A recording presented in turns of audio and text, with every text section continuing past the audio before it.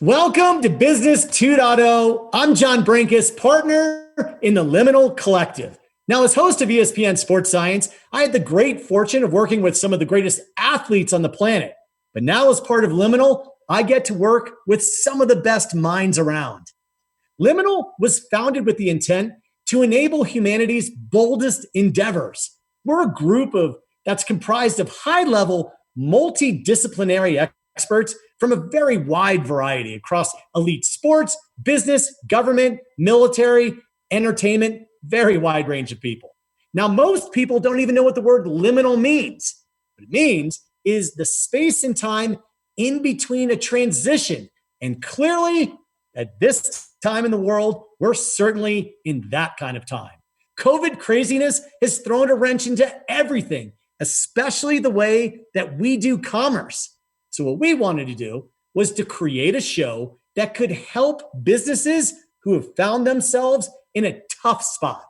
Now, every week, we're going to have members from the Liminal Collective giving advice to struggling businesses and hopefully brainstorm some creative solutions along the way. And also in every episode, we're going to be joined by an expert who's going to help us try to problem solve and hopefully lend a helping hand. Now, this week, our expert is a good friend of mine and someone who has an incredible business mind. He's currently the president of business operations for Seattle Sounders FC. Ladies and gentlemen, it's Peter Tomazawa. Peter. John, hey, hello. How are you? Very good. Thank you for having me on your show. Awesome. Now, listen. Your resume is so long that I could never do it justice. So tell our audience some of the highlights of your career that have led you to where you are today. Sure. Well, as you mentioned, I'm currently the president of the Seattle Sounders MLS soccer club. I run the business side of the club. But if you really look at my career, I graduated in college from the University of Michigan as an engineer. The first decade of my career, so that's would have been in the 80s. That's how old I am. I was in technology, so I started my career with IBM, and essentially my career is a set of failed experiences.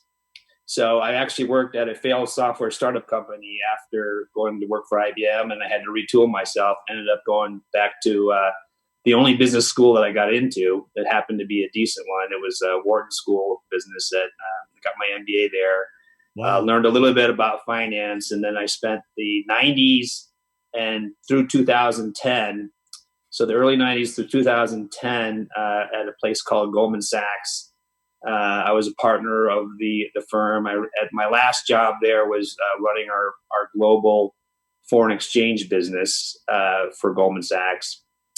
I've got 5 kids, and so it was sort of time to re-engage with them. I kind of hit a lottery ticket with my career and had the opportunity to move to Hawaii with my family, and we did.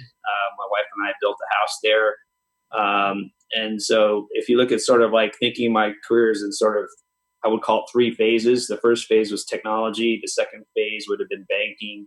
The third phase, I call it community, because I literally failed retirement. I tried to retire in 2010, and it was a horrible, horrible thing. Not because I was with my family, but it's just because I can't do that.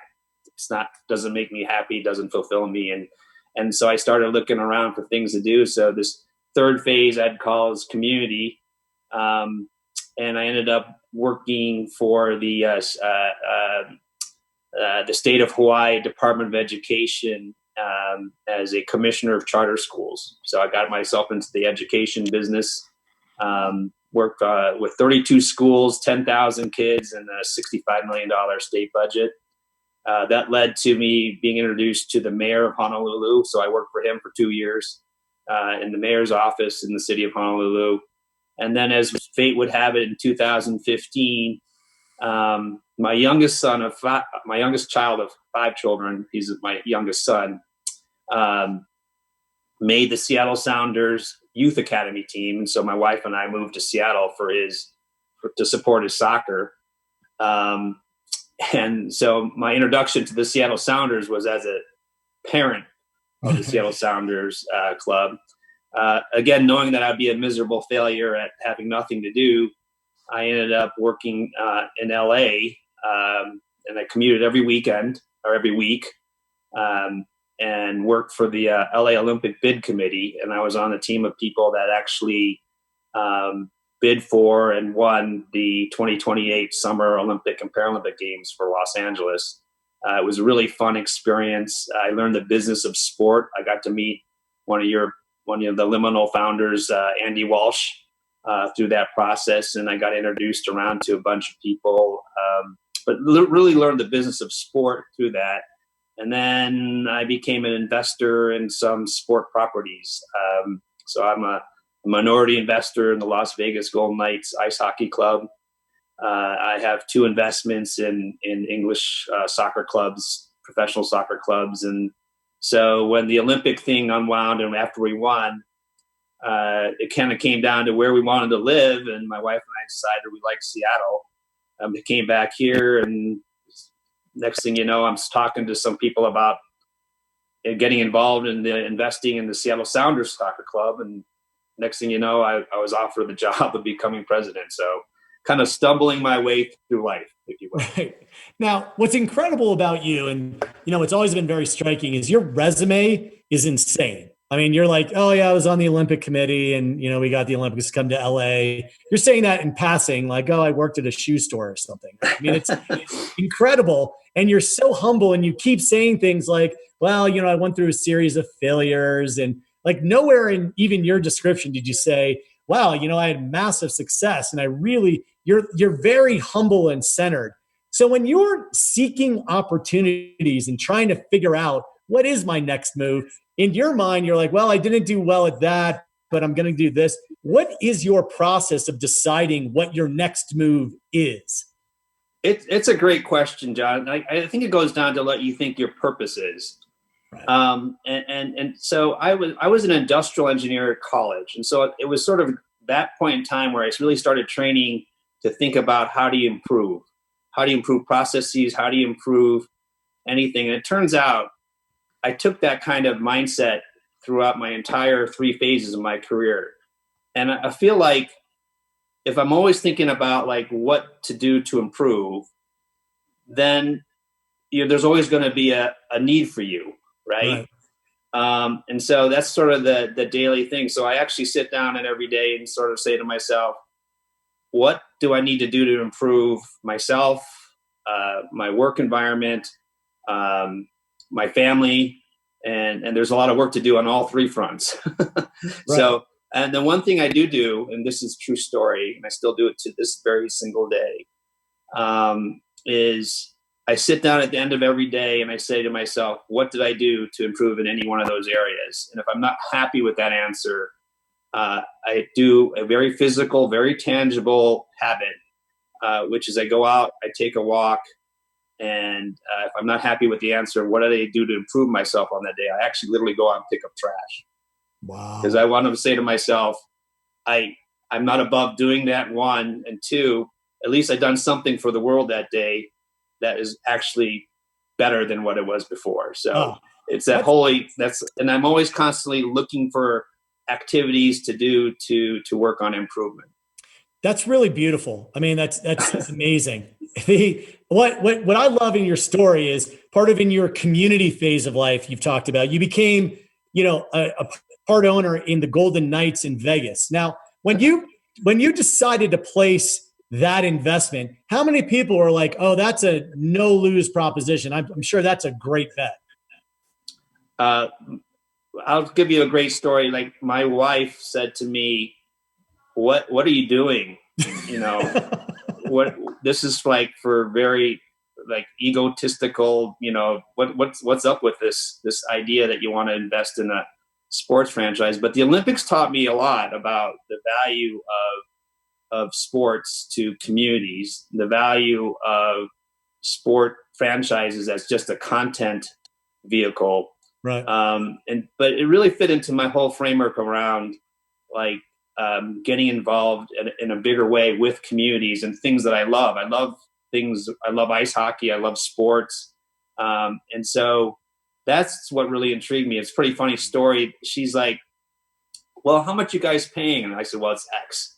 And she's like, wow, that's ridiculous. And then she said, what's the value? What's the most valuable franchise of ice hockey worth? And it was a multiple of that. And then she said, what's the value of the worst franchise? And I said it was about half. So you're saying, we could lose half the money. I'm like, yeah. And she's like, so what team would that be that is the worst? And I described it to her, and she's like, well, isn't Las Vegas more similar to the worst team than it is to the best team in terms of demographics and all that? And I'm like, yeah, you're probably right. And but I will tell you, one of the things that's really amazing about when you think about your community is Las Vegas was a great example. We went down there for the home opener on the very first season, 2017. And I don't know how many of you guys recollect, but it was a time where they had just gone through their shooting tragedy. Yeah.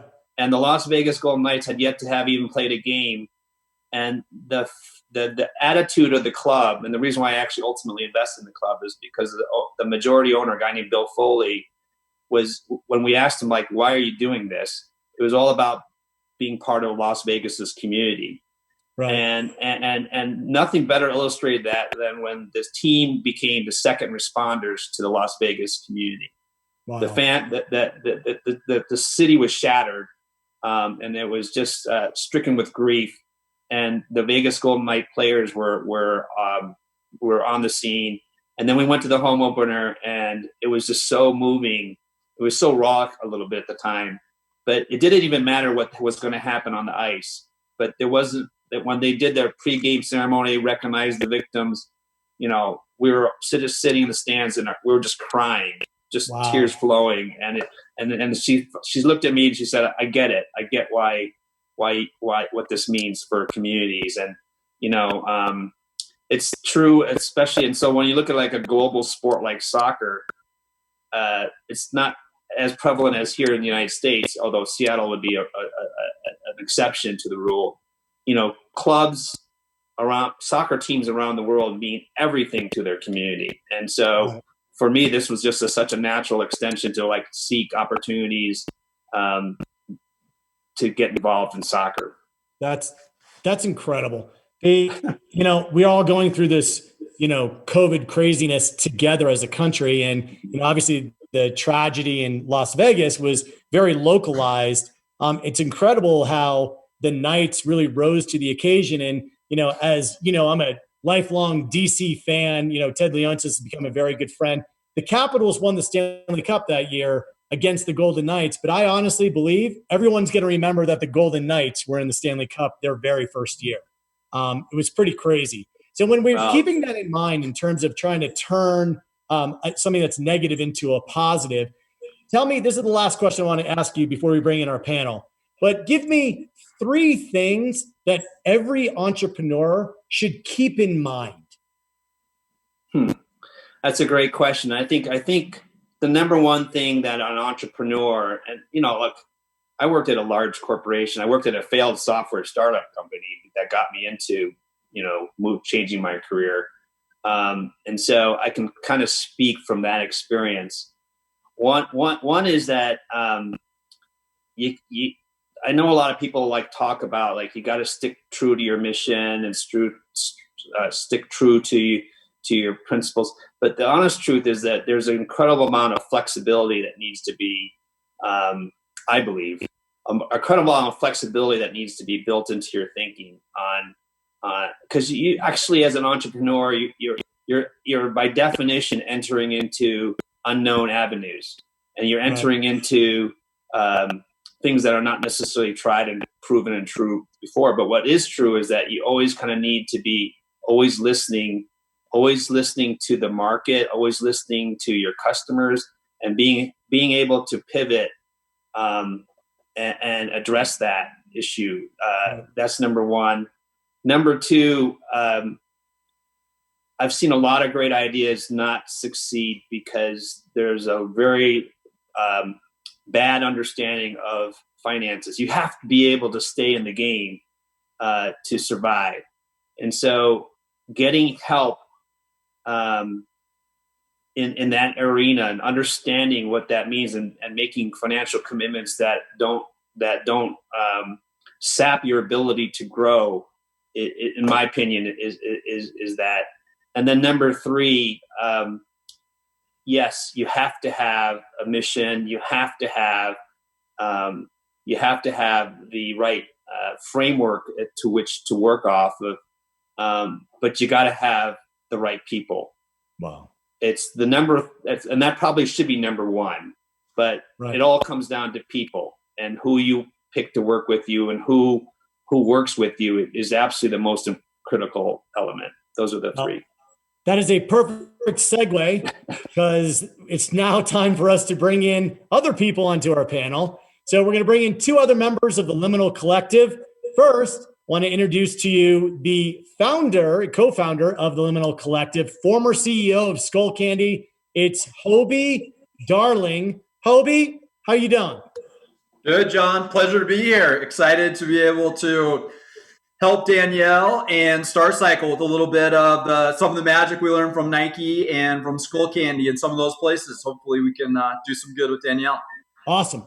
And we now want to bring in Andy Walsh, who is the human performance expert on the planet. Andy, how you doing?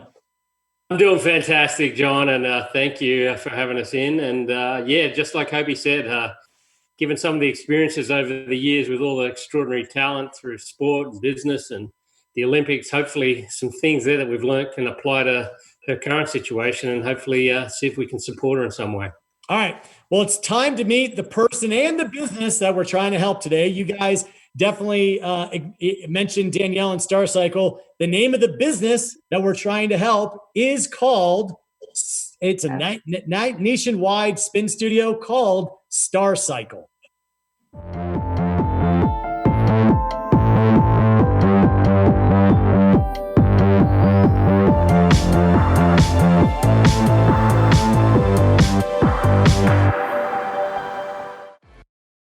Great image piece for Star Cycle. And like everybody else, though, I mean, in this fitness space and with everything that's gone on, they definitely been hit hard. So now it's time to meet the owner of Star Cycle Portland. Want to introduce Danielle Masseri. Danielle, thank you so much for joining us. Thank you so much, John. I'm so happy to be here. I'm honored to be invited to be here today. Thank you. Awesome. Now, for everybody who's not incredibly familiar with Star Cycle, we know it's a spin studio, but describe for us what is Star Cycle. Okay, so thank you. I love describing Star Cycle. It's an indoor fitness community full of amazing people wanting to walk in our doors and leave stronger than when they walked in. We also have childcare, so we have sub-communities. It's just this incredible space of energy and joy. Right. So this, just like Peter was talking about community, Star Cycle to you is far more than a business. It really is a community. Give us the lay of the land. What's the state of affairs now? You know, now that COVID is hit, what has happened? So it was very rapid. Before this, I mentioned to you all kind of how things came about to our closure. And it was very rapid. We were booming business. And then all of a sudden, boom, we shut our doors and we had to pivot and decide how we were going to get our content out to our community and how we were going to get our bikes out, how we were going to offer our business to those who didn't have bikes. Right now, we are completely shut down, but we are offering some streaming options. We have doubled down on our marketing and are trying to connect through Instagram as much as we can right now. That's been very helpful with staying connected. I send newsletters. I just sent out every single member a handwritten note from me. That's just how I like to connect. That's right. What I like to do. So I sent out a handwritten note and signed it myself. And as I wrote each note, I knew who I was writing to, which was really a gift. So All right. So what I want to do is we really want to help you. And we really want to understand your situation. So what I'm going to do now is ask all of our panel to ask you one question so that we can understand the lay of the land. And then I'm going to turn the show over to you because we really want to help. So we're all going to ask a question. Peter, why don't you step up first and fire away? Danielle, why don't you take us through what you think are the core values of you? My understanding is your Star Cycle is a nationwide thing, but you're the owner and operator of Portland. Right. So they're a franchisee, if you will. And my internet. Yeah, sorry, my internet's a little fuzzy. Apologize. Love technology. My core values here in Portland, when we set out to open this studio, I had a conversation with my husband. I said, I really want to do this. And these are the reasons. None of it had to do with financial, I guess. I more or less wanted to help transform lives as my own life had been supported. So my core value is community. It's the people. It's how we can serve the people in our area, within our 8 to 10 mile radius that they drive to see us and visit us, and how we can support them in whatever stage of life. I have received so many notes through this last 15 months of being open about how our studio has transformed them personally, supported their family. So I would say community. I can't even get away from saying community. That's it. Wow. Andy, what question do you have for Danielle? Danielle, again, thank you for sharing with us so far today. My question speaks to sort of you personally a little bit, I guess, is just putting the business challenges aside. What have you found have been personally your biggest challenges in the last month or so, and maybe what have you learned that you could share with others that sort of helped you get through that? I would say personally, my personal side, I have ridden the wave like everyone else. There's days when I have extreme hope and I can see clearly what the next week is going to bring, and I have some great ideas. And then personally, some days I'm in a really dark space where I feel fear. I'm scared. I don't know how to push through. I feel regretful that I'm maybe not being the best parent because my brain is in two spaces. And so guilt, am I being the best partner to my husband? He's truly been holding up our home front with just so much positivity and belief. So personally, it's a lot of guilt, a lot of wave riding, but then also I'll wake up in the morning and have emails from clients reaching out. They've lost their jobs. They're all these sad things. And I tend to take a lot of that on. So I've been really trying to compartmentalize things, but my struggle has been just facing each day and each challenge and navigating it. The first 4 weeks were rough. I didn't know how to navigate it. I was like up, down, crying, positive. It was interesting. Wow. And did you mention your community? You mentioned your community. I just doubled down on that. One of the things we know about this sort of resilient behavior or becoming more resilient, very early stage, a huge tool is friends, family, community around you to help you share your lessons, to have someone to share your stories with. How's your community really helped you out in this moment? I am so glad you asked that question. I mentioned my husband and my family, and they've been wonderful. I am part of a franchise, and we're small right now. I think there's 11 of us who are open, and several of the owners, shout out to Happy Valley, Vancouver, Danville, a couple of the other owners, we have become very close, and we've created this almost small business within a business to become idea generators together. We know we can't just do it alone, and we're trying to come up with, how should we do it next? What's the best next idea? And so having that group of women to work with and to work through ideas with has been incredible. I also have another community of other business owners, other fitness brands who've been around for a long time, who are new like I am. And what I have seen is absolutely incredible. The owners of these brands, we've all come together, and where there may have been a thought of competition, maybe on the outside, there's just no competition. We are all banding together, and we're all trying to get everyone open. We all want to open back up, and I've learned a couple things from some owners. There's another cycle brand in Portland that's been around for a long time. She's shared some great ideas with me, and it's just been really, really incredible to see, just kind of like, there's no shielding. There's no, I'm going to do this and not share it. So that's been exciting. Wow. Kobe, what question do you have for Danielle? Well, before I even ask a question, John, I think Danielle, just your energy is off the charts. I see why people love coming to Star Cycle in Portland. There's no doubt on that. And I'd like to just follow that thread around this community and thinking about who are the people in that community. So a two-part question on that. One, could you just tell us a little bit about who is it that comes to Star Cycle Portland, i.e. who is your consumer? And then second, I imagine that you're surrounded by other gyms, whether they're CrossFits or Orange Theories or maybe a Soul Cycle. Why do they choose to come to you, and why do they choose to come to Star Cycle? Great question. So let's talk about why they would necessarily choose us, or why somebody would choose us. We're 15 months old. So right now, a lot of it is proximity. Just being dead honest, proximity, close. We're at the bottom of a tall apartment building on a street with apartment buildings that are almost 100% full. So proximity, we're in an urban area. Childcare, I got most of them on that one. I've got childcare. So that's another reason people would decide to come. I've had some mothers just throw their kids right at us and say, I'll see you in 45 minutes.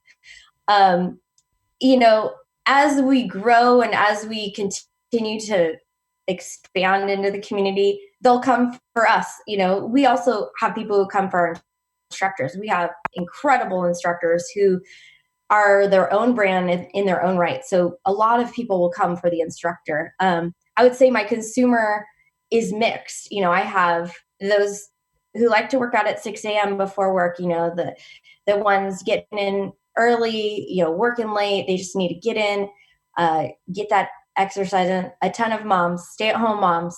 Got a lot of stay-at-home moms who see us during the mid-morning, sometimes a noon class, because again, we have that childcare. And then in the evenings, a lot of young people, a lot of early to mid-20s, early 30s, a lot of singles. It's such a mixed group. And on the weekends, what's really incredible is they all kind of mix.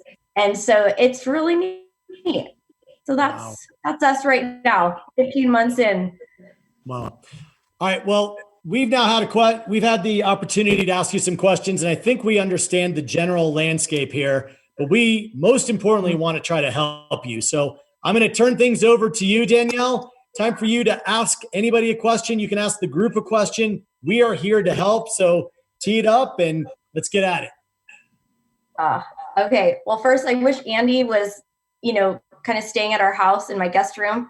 So every morning when I wake up, he could tell me how to reach to that next level, because I need to figure it out. What's next? I've hit this threshold of activity, and every day I'm just like, you got to keep going. And that's been a struggle. So, Andy, if you have any ideas for me on how I can mentally get past the roadblocks of fear, uncertainty, it's a theme across all of our owners right now, just fear and uncertainty and insecurity. So if you have any suggestions, I know that's a big one. Oh yeah, you sort of led with the tough one. Well, I think I go right to it. Yeah, right to it. Let's not muck around. I think the question you ask is I think really pertinent right now, and I think first step back a little and just give yourself permission, which I know you already have in the way you language and the way you've navigated to date. But I think with that permission, and that permission is specific to you. It's permission to feel the way, to actually acknowledge the ups and downs, be sort of not without a judgmental tone. So to know that you are going to go through this, and just watch that sort of behaviors versus trying to judge the personal reaction you're having to it. And I think that's just that sort of very, stepping back sort of approach.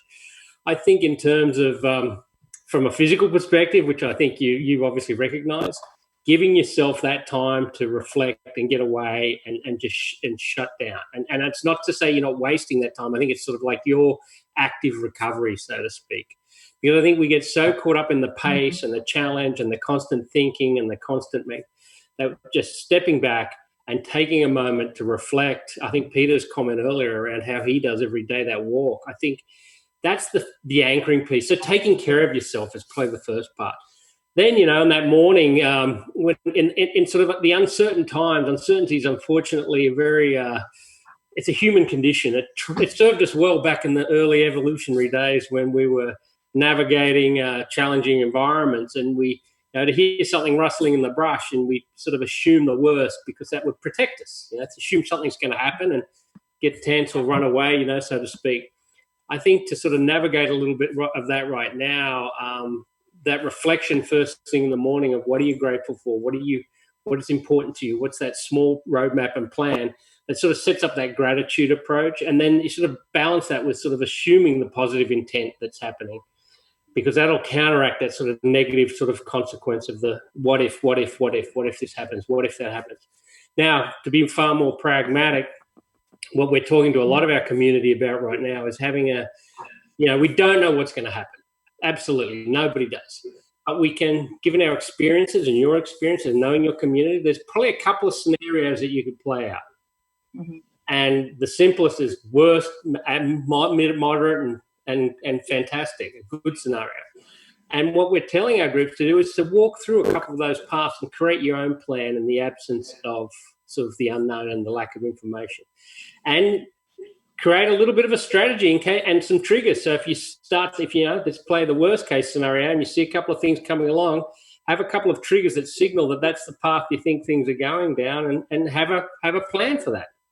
Now, it may not be the plan you want, but at least it removes the guessing and the uncertainty. And the reverse would apply. Let's flip to the positive.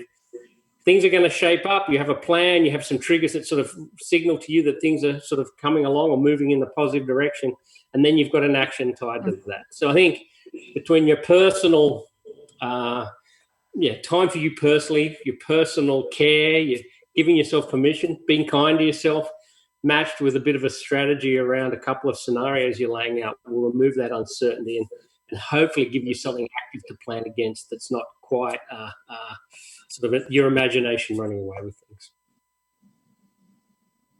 Danielle, this is Obi. The only thing I would add to what Andy said that we see across our high performance community often is this idea that fear comes from uncertainty.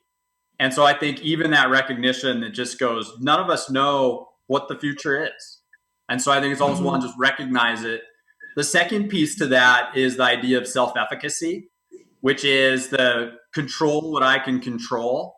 Because if it's outside of my control, there's nothing I can do about it. So what are those things that I do know and how can I control them? Combined with what's an optimistic look at that. And then the third one goes back a lot to what Andy said, but it's just purely that part around compassion. So few of us give ourselves the opportunity to just go, it's okay where I'm at. It's okay to have a bad day. And I think even in Siena where we've been talking, you're such an authentic leader, and you can see that in that part of not just going, hey, I have all the answers. Hey, I know what's going on, but going, you know what, here's how I'm feeling. And that's all right. And giving yourself that compassion. Yeah. And if I could jump in, Danielle, honestly, I think what's happened, and I see this within the group that I work with now, but I've seen so many previous disasters. I'm sort of the Forrest Gump of disasters. I seem to find myself in the middle of the financial crisis in 2008, and I was involved in the Zika issue and the bird flu. There's all, and I've seen 8 financial disasters in my career. I think what the part of the fear is also not only that, there's a little bit of a mourning period of the past. Like you were clicking along. I heard those words. You're going so great. You have 175 members paying you really good money per month. And you've built this beautiful community, and it's hard to let that go. Like, even the commissioner of our league was like, we had the best start ever in the history of the MLS, and there's just a little bit of a mourning period. And maybe that's not correct, but that's what it sounds like to me. And you gotta 100%. let it. Yeah, and so my advice on that is like you gotta let it go at some point in time. And having been in the financial markets, I'm wrong so often. People tell me I'm wrong probably 65% of the time. All right. It's not even a 50-50 proposition. You go with me, you're going to lose. Right. So you just have to know that those losses are in the past. You have to figure out how to get into your mindset of putting that, whatever you think is happening right now, into the past, and then start thinking creatively, which goes along the line of Hobie's thoughts and also along Andy's. And I'd like to frame a little bit of that. How do you pivot to a new world? And part of that is accepting we are in a new world and not figuring that we're going to go back necessarily to what we were, right? And that's really a hard exercise to do. And that's what I'm trying to convince and trying to cajole the group that I work with today, that we're in a new world and we're not going to come out of it in the way that we came into it. Accept that, right? And so we're working in a world where we believe there's going to be less revenue, that we believe that people are not going to come back to stadium. So as a corollary to your world, it's hard to believe that people are going to jump back in when the all clear is made to a spin cycle, to a star cycle environment. So you're doing the right things right now by creating this kind of experiment, if you will, with the Zoom. I read about that in your description. You're doing online, but you got to figure out how. But you have to go back to your core. Your core is your community, the people that you built this amazing connection with, that have chosen not to do Peloton, that have chosen not to do other things, and then you really kind of grasp onto that. So I would build a strategy around that pillar. You have a pillar called community. You have built a community, right? And then get your best salespeople. Who are your best salespeople other than you? It's your community. Well, your instructors, your instructors are definitely that. But what you do is just start thinking of like incentives to engage them to help build your business and what that business should look like. And as I said, we within Star Cycle, a few of the owners have come together to try to be thought leaders here, and they've come up with ideas, opening on a much a more discounted rate to encourage those members to come back. Almost like that's such a steal. Why wouldn't I take it? And I'm working through all of those thoughts. Those, how do we move forward?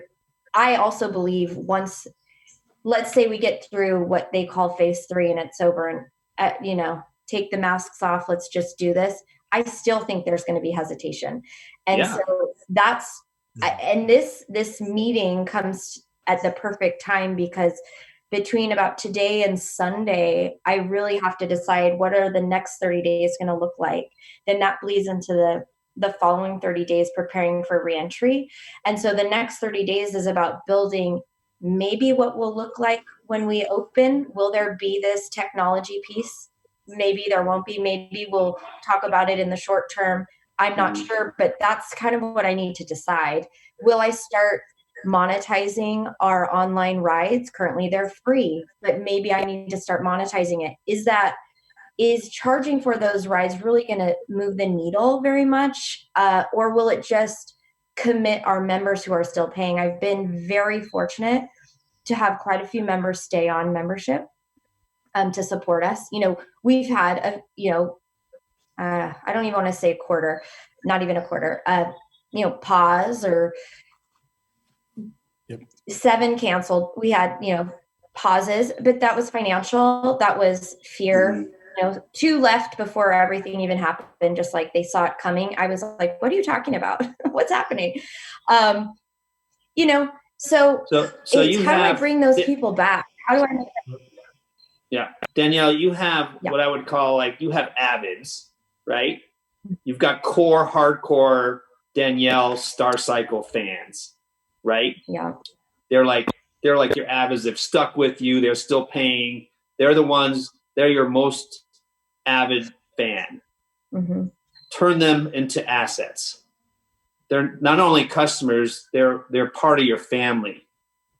You got the Star Fam shirt, right? And you create an environment where you incentivize them to go find 5 more family members. Whatever the incentives would work. Like, just turn them into evangelists. Because your community is all about like personal connections, I believe. This is not a Facebook marketing. This is not a telemarketing. This is like you're getting people that like you. They like the whole environment. They like being part of something that's not vanilla. It's not super, it's not part of it's not a Peloton thing, right? It's not spin cycle. It's not Soul Cycle, because you found a niche, and then you got to find your evangelists, convert them into actually your salespeople, right? Yes, that's a really great point. And, in a meeting I had yesterday with some of the owners, one of the owners came up with an idea to bridge May, and it was kind of like a tiered 1 week, bring 5 people to an online class, the next week do something else, again, to that point of bringing people to us. And then whoever completes all the steps, they earn a private ride, which, if I teach it, costs me nothing but time, which, I want to give. And it's just another avenue to introduce ourselves. But that is very valuable advice. And I really appreciate it, because I'm here going, how can I do it myself and bring everyone back? That's the feeling I have. I feel like I'm trying to figure out how to pull everyone in myself. And so to come up with something creative to encourage my diehards to bring in more people would be a smarter move. Yep. I think if I could jump in really quick. So one thing that I've heard that I think is incredible is Peter is talking about what is the pillar of your business. And when I asked you, said, what is Star Cycle? You said, yeah, it's a spin studio, but honestly, it's a community. So it feels like your business is community. And because of that, I want to add a couple really quick anecdotes. Your job is to service that community. You've been doing it through spinning, but we probably need to try to think of other things you can do to help that community that can differentiate you from Peloton or from Soul Cycle or for stuff. Like, you've got a community, like Peter was saying, you've got, these advocates and these people who just love you. So how can you add value to that? And one thing to consider is whether or not it's giving guest lectures or, teaming up with other businesses where you become bigger than just Star Cycle. One thing is to think about, there was a guy named Alvin who opened a shoe shining business at LAX. And he actually generated a multi-million-dollar business by just asking for tips, not setting a price. And one thing about setting a price structure is very few people are like, oh, the price is, $20, let me give you 40. Where if you ask for a tip and look, I'm just working on tips, everyone knows, wow, we know you've gone through COVID. We know that. It might be a good idea to lean on, because you're not making widgets, you're enhancing a community. It might be smart to say, look, I'm struggling like everyone else. Please give me, what you can. And those who have somehow made it through this crisis and can give you $100 for, to help the community, they just might do that. So that's something that I would also keep in mind. And that is something that has been suggested to me too. Some of my team have suggested, a GoFundMe or something of that avenue. And I get nervous. I get nervous to ask for that help because I feel responsible to them. And I don't want to take the care I take of them to be taken. I want them to still feel taken care of. Yeah. I don't want them to feel like the roles are flipped and now I need to be taken care of by them. But maybe I should consider that, we, for a while, when we were we still are, our Instagram live classes. Every now and then my marketing team would put in a slide, excuse me, during the day and say, our instructors have decided to work for free. If you'd like to donate to them directly, you can Venmo. And then I just pay them. They put the instructor's name in and I just pay the instructor, and it's easy. I have yet to say like, hey, we just need to bridge the gap. 6 more weeks, guys. What can you do? And on that financial front, everyone is hearing that there's bailouts. All of my community, they're watching the news. They think I'm probably getting so much money from the government right now. They're probably assuming I've gotten the PPP because it's so easy to get. At least that's what it was touted at. And truthfully, the application is incredibly simple, scary. Or the SBA loans, the relief, which on top of that, they added a week after announcing the SBA loan, they emailed everyone who applied and said, hey, we're going to also tack on $10,000 advance to this. Mm-hmm. So if you fill out this section, you could get that $10,000 advance way before the SBA processes your loan. It's totally forgiven, 0 parameters. I haven't seen this magic money show up in my account. Now, over the last 2 weeks, 3 other business owners, not in fitness, but in other businesses, I've been like, hey, have you heard? And they're like, oh yeah, yesterday I woke up and there was 10,000 in my business account. So every morning I'm like, what is there? So it's interesting because for a small business like I am right now, and Peter, you might be proud, when I started my business, I made sure that I had a healthy safety net for a rainy day, Yeah. I just that's how I've grown up. I came from practically nothing. So I've always had this fear of like trying to hang on to a safety net of money in case the bottom falls out. So that's really carrying us right now. The money I need to survive is so little at this point. It's not like I don't need $40,000. So I'm at that point, like, do I ask? Do I wait to see what I get? It's a weird spot I'm in right now. And I'm telling you, every day, my mind is in a different place. So let me get your mind straight on one thing. Okay. Ask. Okay. All right. Don't make that even a question. And keep asking. 1, 2, create like a Star Cycle Danielle Massari ambassador program,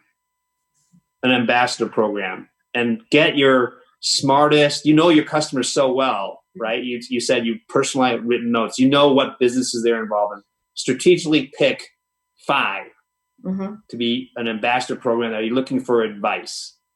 Get advice from your best customers. They're going to know why they want, this is not on you. Mm-hmm. None of this happened that was on you. But if you go out there and you create and you tap your own best source, your own avids, your own ambassadors, and then create an advisory council and say, I need help with my business. And by the way, I want to help you with your businesses, whatever ones that are involved in sort of that, which ones you have, right? That's what we're doing. That's what we're doing at Sounders. We're like going out to our partner and saying, we're not playing games, but we want to help you with your business, right? We have a content plan every single day. We're in the market every single day, probably more than we were before when we were playing games, right? Mm-hmm. And we're working with our partners to say, and not saying like, oh, this is what we're doing.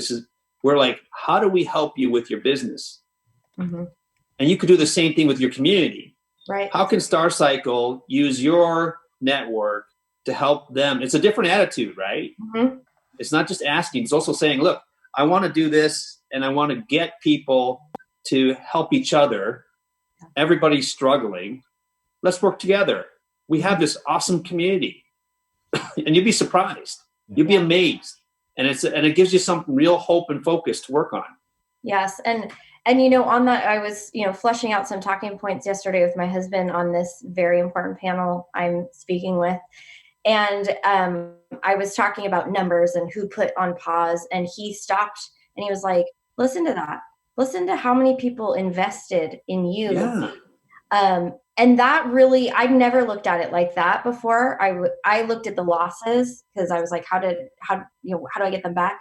But he flipped the script and said, look at that investment in you. That says something about what your team has built, And so right now, we're at this point today through Sunday, I have this kind of 4-day window to really hone in kind of what those next steps are. And, Andy, if you'd like to come hang out with me, push me along too, I appreciate that. I would absolutely love to. But I would love to just build on what everyone said. I think back to your community, never underestimate people and their compassion and their empathy.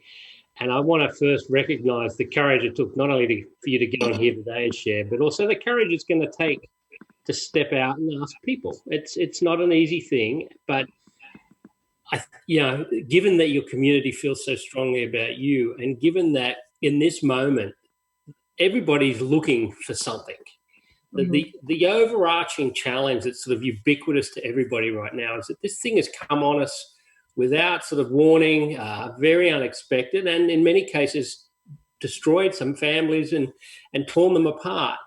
But even if you're not living through that personal grief or moment, the overarching stress and the anxiety that's pervasive through society right now is impacting everyone.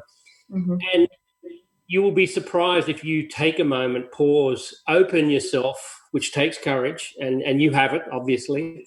And I just ask these people that you are in this position. You're very transparent with where you're at, what you're looking to do, and how can they help.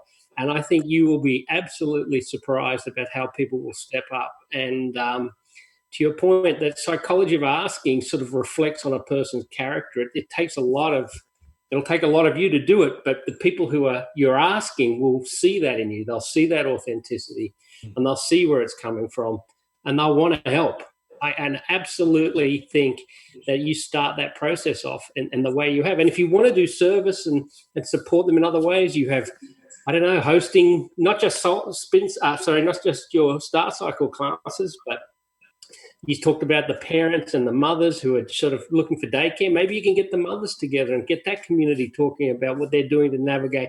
There's all sorts of other little things you can do to support that ask if you feel it's necessary. But I just think taking a moment and just openly and honestly sharing where you're at and sharing what your challenges are. Everybody's looking to support everybody. One of the easiest ways to feel good under stress is to do something good for others. And I think that moment is underutilized, and people naturally feel afraid and people feel embarrassed and humiliated, but take that away. It's a tough time. People want to help, and just put it out there.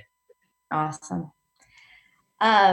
Thank you. Another thing, just for everyone who's been a leader, it sounds like you've all led, and all entrepreneurial bugs and all great leaders on here. I have an incredible team, and I've spoken about them, in my writing too, but a little bit on here. I would say right now, the team I have is a team I will never forget. Let's say worst case scenario happens. I know for the rest of my life, I'll never have a team like this. And I do what I can to encourage and keep the conversation going with them. I try to host weekly meetings. I try to let them know how appreciated they are. But, we're 6 weeks. How do I keep them continually engaged and wanting to come back when this is over and still be a part? I have a feeling they will, but during this downtime, I feel that do you have any ideas on ways to keep them motivated and interested? Danielle, this is Hobie. I'll hop in there quickly. I think one of the beautiful things that you have back to community and yourself as a founder is you on it.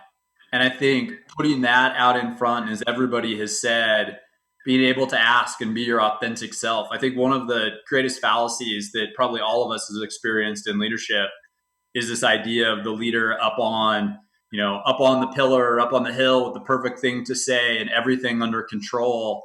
And I think that's the old leader in a lot of people's minds. And today, the new leader is you. It's someone who's authentic to who they are. It's someone who's sharing with vulnerability. It's someone who is leading with coaching and caring. And so I think you have such a great place to be, in this challenge. And I think even on top of that, when I think about for you, and if I were being a little bit more specific, what we see in a lot of teams, I think under crisis is, they still want to understand, where are we going? What's in your mind? How do we think about that and that constant sharing? The second part is when we start to get into crisis is people start to make assumptions. And generally as humans, our assumptions are negative. Something bad's going to happen to me. I'm not going to have a job at the end of this. And so I think the more you can come out with, here's my vision, here's my authentic self, I'm communicating that regularly, I'm asking for your help along the way, and then I'm going to take out all the assumptions that I possibly can, is a really helpful way to go. And to be honest, that's one that's taken so many times that I've failed at that, to be able to learn. And watching you even do that again in your very authentic self is inspiring, I think, to us. One thing I want to add that I find really interesting is the name of your business is Star Cycle. And I think that you should actually Google Star Cycle and see what comes up. Because Star Cycle is all about the cycle that stars, literal stars, go through, from red giant to white dwarf to supernova. And when you look at that and you say to yourself, what is happening to me in my business, my community? Everything is changing. And the common denominator in a star, when it's a red giant, when it's a white dwarf, and it's a supernova, is light. That's the common denominator. You are the light of Star Cycle, literally. So whatever phase you're in, whatever phase you feel you're in, that light is what's going to attract people. The idea of how do I keep my people together? Just shine your light. And those who want to come to your light, who can come to your light, will. Some people may not. And that's okay, because they might be in a totally different situation. But do understand, and I think Googling Star Cycle will really help you understand that your position is not unusual in the universe. In fact, it's the norm. We're always changing. Does he always make everyone cry? And is this normal, John? It was, as I'm sitting there listening to you, I'm like, excuse me. It's your star, man. Thank you so much. That's incredible. I mean, everyone's advice is, so helpful and helps me kind of think outside of, what I talk about with my husband every day. I mean, we're just talking the same thing back and forth. And so this is really just, I'm so grateful for this time, you guys. I do want to say real quick, like Danielle, and this really echoes what Hobie just said. Honestly, like, don't put it on yourself to have all the answers. Don't put it on yourself to be the one that's going to, that's not leadership. That's not leadership. Leadership is about extracting and getting the best out of everybody. So what does that mean? You have 23 staff, I think I read, or something like that. Yeah. There are 23 great minds. You profess that these are the best people you've ever worked with. Ask them, bring them in, and bring them in as a problem-solving exercise to say, what do you think will work, rather than you coming up with the answer with your other business associates. Mm-hmm. Get to your people. They know. Great idea. They know better than you, right? They know what people like sign up for. So get the power of the collective mind, which is what I love about this little group called Liminal Collective. But get the collective minds that work with you, that already pay you, right? Get all that ecosystem working for you, right? And you're the centerpiece of that all. But that's leadership is about getting the best out of everybody. That's your customers. That's your people that work for you. That's your community. So you go back to your core. Yeah. Always go back to your core. That's amazing advice. And I think, again, with my team, what I did in the beginning was try to protect them from any danger of maybe an impending, like of us never opening again. Because truly, until the day we do, I don't know, we will. And I started out being very protective of them, not letting them know any of my fears. And finally, by week 2, I said, "Hey, listen, I'm scared, and this isn't easy, and this is hard, and this is, I don't know what's going to happen." And then, honestly, I should take that example, and I should have been working with it this whole time. But they all basically, I was falling back, and they were just holding me up. They got stronger, and they're like, "Oh, you're in trouble. We're gonna help raise you up. We're gonna build the studio. We're gonna keep it going with you." And so that was incredible. And so, Peter, thank you for reminding me that, because I have incredible assets on my team. I have an incredible community who rides with me. So this is great reminders. So Andy, any parting words for Danielle? Not really. I think so much assumption, so much uncertainty. Just to echo everybody, ask your instructors, what happens if we're not open in 4 weeks? What happens in 6 weeks? Ask your top paying customers. Cut as much of the assumption out of what you're making up as your daily narrative, and be very open and transparent with them about everything. And I think to that point, you'll find that you get in a position where not only they'll be very appreciative of hearing where you're at and being and understanding, but like you said, they'll step in. The ones that really will step up for you, and you'll find that balance. And I think that again, what you've done today and the openness and the courage you've shown just to share on here demonstrates you have it all there. I think you just give yourself permission to go out and be the person you are. Hobie, any parting words? I couldn't agree more. I'm ready to be on your team, Danielle. So anytime you're ready, I'll be your teammate. Sounds good. I think just that power that you have of your authentic self, as John said, is just an absolute shining light. So I know you're going to do great. The second thing I would just say is don't let any good crisis go to waste. Right. And there will be an end to this. And so how do you come out of this even better than when you started, as Peter started with, it's going to be a new day, and it's your opportunity to be even better and shine even brighter. Exactly. I'll jump in one more time just so you guys have a little bit more. I had a baby 2 months before we opened. I talked with you how I went through infertility. As soon as I bought the franchise, I found out I was pregnant. I looked at my husband. He said, "You can do both." I was like, okay.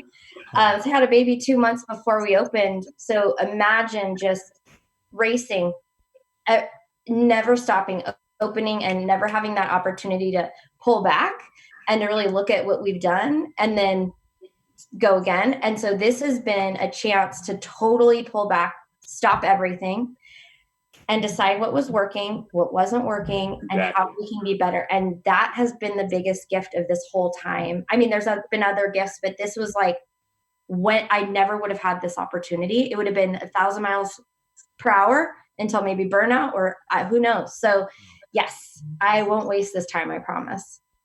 Listen, Danielle, we cannot thank you enough for joining us and giving us the honor of being with you. I mean, you are that positive. Positive energy begets positive energy. And I cannot thank you enough for joining us. We're going to wrap it up. And I emailed you the link of what comes up when you type in Star Power.